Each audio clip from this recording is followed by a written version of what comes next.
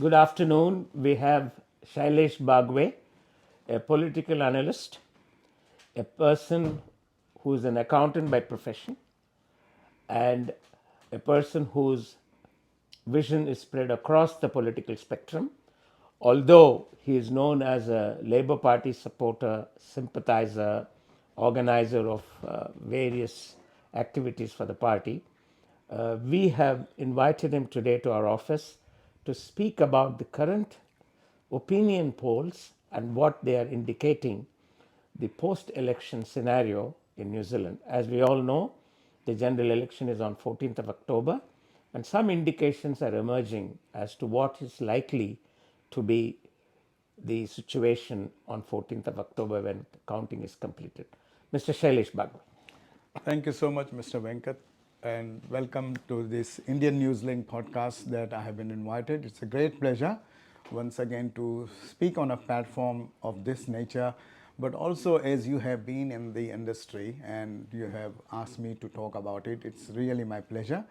And it really matters to me because it's not about one political party or another, it's about what matters to you. So to all the listeners who are listening, I would like to take this opportunity to give my 2 cents of analysis of the political spectrum that we are going into this election. So I'm going to here talk about two things and two political parties which are the major two political, which is the Labour Party and the National Party. Yep. Labour Party is the governing party currently, and we are getting into the election mode. So to all the listeners, I'm going to dwell on two aspects of these two political parties, which is their slogan. So the first slogan of the ruling party is, I am in it for you. Yep. And the National Party slogan is, get New Zealand back on track. Right. So I want to analyze on these two slogans. What is in it for you, the voters who are listening, and what matters to all of the listeners. And once again, NZ back on track means what, and in it for you means what. To my view and in my way of looking at things, and the way I have seen for the last 24 years of two successive governments of National and Labour, Right. I feel that every voter should analyze themselves and reflect themselves of what they have been into two different governments, 9 years.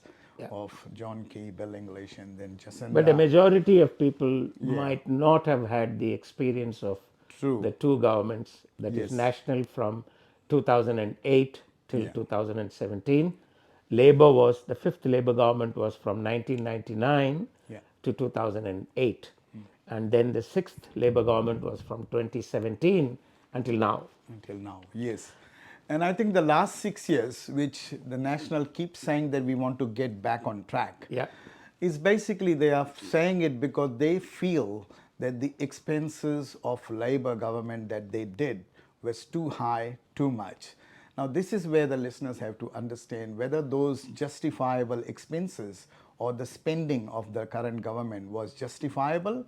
So when we vote or when we vote for any political party, my opinion is what we look for in a political party is whether I am being treated fairly, whether I have been justified, whether I get what I want, or whether I have been looked after by the government. So I think apart from the spending aspect, Shailesh, the National Party, what it is saying is that the Labour government has gone into areas which are unforgivable in their perspective, such as co-governance, such as giving discriminatory privileges to certain segments of the society, higher rates of taxation, and inability to tackle the cost of living crisis, cost of living rising and the crisis. And of course, the COVID management, the National Party leader said in the debate on Tuesday night that the first part of the management was very good, but the Labour government failed in the second aspect of it. So there are a variety of issues on which the National Party says that they want to get the country back on track. Their contention is that the country has been derailed, not just from a government spending perspective, but various other policies. So in your analysis, What, according to you, are the areas which require attention from labor, and what Yeah. are the, from a slogan perspective, since you're Yes. analyzing the slogans? Yeah, yeah. So that's exactly what I was trying to make the listeners understand, that, from my point of view, spending, was it justifiable? Was it the need of the hour? And if that was the first foundation which National agrees that the first part was greatly handled or nicely handled, that means the spending was justifiable.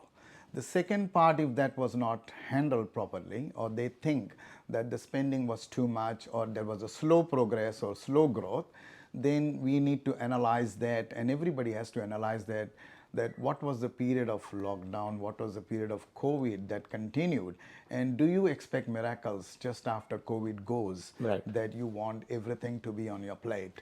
Or do you wait and patiently, just like you waited for the first time when the COVID came, no questions were raised? Right. So that's the thing that I would like to highlight to all the listeners. But from National's perspective, yes, there was a slow growth. That's what they think. And that is quite understandable, because they looked at the other countries, Australia, for instance, and for other countries neighboring, that they thought they were recovering fast. And they took the decisions fast, whereas we took the decisions slow. That was their argument, which is quite understandable. But we, a country, cannot be comparable to any other countries. We need to look into our own backyard and our own infrastructure and our own kind of facilities and amenities that we had to deal with. So I personally feel that every government needs to go back and see, when we agreed in the first debate, the both leaders were saying that we will support each other in most of the things, whether it is lack of infrastructure was there for many decades. Right. They continued agreeing to that. So these two No, other but governments. National has said that they will get rid of some of the plans of labor, like Yeah. City Light project. They will scrap some of those. They Correct. will perhaps not stop the ongoing projects where construction has already begun, but those that have not been initiated might be scrapped. That's what they say as far as infrastructure is concerned. Correct. So there Correct. can be a difference of approach if National forms the next government. I think the priorities will always be different to both the governments, because one would say my priority is this and my priority is that. Right. However, looking into the current situation and the current dynamics of after coming out of COVID, what the voters need is stability and continuity of that stability. And I think if there is a change in government, that also can give you stability. But do they have that know-how or the knowledge to get that stability is another, or do we want to continue with another 2-3 years of just understanding what went wrong? Why do we want to get back on track? Is that what the current government, when National comes in, is going to be a But to what challenge? extent do you give credence to the opinion polls, Yeah. which have been continuously predicting for the Yeah. last 1 year or even more Sure. that the labor is slipping in opinion polls? And if Yes. we have to believe those opinion polls, then there's a very likelihood of the next government being a non-labor government, which means it's the National Party government. Yeah. So your justification of Labor Party is fine because that is in your analysis, but the reality seems to be that the mood seems to be for change. Yes. So, Yes. what is your? Do you think that the opinion polls may not reflect reality, or they may not be the actual voting on that day? No, I think what happens is, with everybody needs a change and change for better. That's what happened in 2017 as well, when National had the biggest seats, and yet the mood was Yeah, I changed. agree. But if you look at the electoral cycle of New Zealand Yeah. for the last 106 years, except for two occasions, especially after MMP came into Yes. existence in 1996, the term tenure of a party has always been 9 years. Absolutely. If Yeah. you go from, except on two occasions when there was a fourth term, and both those were of National Party. Sure. So far, we have not had a Labour government doing only 2 terms. But the current prospect seems to be so. That is because, as I said, the mood seems to be for a change. We don't know. Everything is, well, as they say in politics, the final poll is the final the poll. final That's the poll. decisive poll. Yeah, please carry on. So this, I wanted to bring this in Sure, perspective sure. because in 2017, National had already run its 3-year term. And it was only natural that the country would expect the next government to be the Yeah. opposition. Yes. That has been the trend throughout. Yeah. I think this year also the change mood is there, but the thing is what the change is going to be very close, because I personally feel even the Labour is going down in the poll. I personally feel this is the other parties are emerging for the first time to that extent, Yeah. where they didn't had that luxury in 2017. And when we see look back, ACT was only 1 or 2 seats, and Correct. then Greens were What does just that indicate to you? Why do you think a party which has extreme views yeah. on ownership on the right wing of the political spectrum, why do you think a party like that is gaining such ground in the opinion polls? As of yesterday, as David Seymour made a statement last night, Yeah. he could have 15 MPs, which is unthinkable Yes, which at the is turn of the century. absolutely. But also he is also on to the opinion, or his suggestion is to has less governance in the Yeah, country. that we will go, I suppose, But we'll go into that the could be merits later. of ACT parties' policies later. But today you said you want to analyze the Yeah. slogans of the two Yes. political parties. Yes. So, in it for you is the slogan of Labour. National Labour. Yeah. So, what do you see in that? Yeah, see, that's a very good question, because in it for you is like everybody has to look into the facts and evidences that what has this government done for the last 6 years, and now that they are coming up with a slogan that I am in it for you. So if they were in your bad times, are they going to be further in your good times as well, and are they going to make your life better than what it was before? That's the question that every listener and every voter needs to understand and analyze. That when he says in it for you, that means he is not discriminating, it seems to me on the face of it, that whatever he was called or whatever the Labour was understood, that they are divisive or they are this. But when he says in it for you, then he's not saying I am only for Labour members, but I am all for everyone. Just like what Jacinda said, that this 5 million people, the COVID is, we are all in this. Doesn't matter whether you're National or whether you're Labour. We are all in this. So is it something that he is doing the similar kind of thing where he's saying, I am in it for everyone. So we have taken you out of the COVID, now we are taking you back. COVID is one aspect of Labour's governance. Yeah. But there are various other issues that are Sure. that are debatable. One is law and order. Absolutely. Second is the cost of living crisis. Yeah. Yes. The third, of course, there are many other issues like public health, education. We've had serious dropouts in school. Law and order is one major issue where many people feel that the current government has not done Enough. to maintain proper law and order. This is one of the charges that are that the government is facing. Anyway, coming to the National Party's slogan, what do you see in that? Yeah, so National Party wants to get NZ back on track, and he is purely talking in terms of economy, because he thinks the economy was very slowly progressed after those issues of COVID and all other issues. We were very slow in recovering the economy. Yeah. We could have recovered the economy quite fast, according to him. So he wants every in New Zealand to be get back on track quite fast. Now, to do that is what the challenge is. So when he says that I'm going to give you tax cuts directly into your pockets, Labour says I'm going to give you increase the minimum wages, which is an again increase of expenses, basically. So there is a challenge. Ultimately, they want to get the economy back on track. They want every different styles of way of doing That will it. always be the case, isn't Yeah. it, Shailesh? Because the National Party has a different line of approach Correct. to management of the economy, whereas Labour has a different approach. The point is, what would the people want to decide? What would you think, what would you encourage people to think about while they take a decision to vote? First and foremost, we want everybody to vote. Absolutely, Whichever party they absolutely, want to vote, it absolutely. is their business. Yeah. But they must They vote. have to vote. That is our Yeah. request.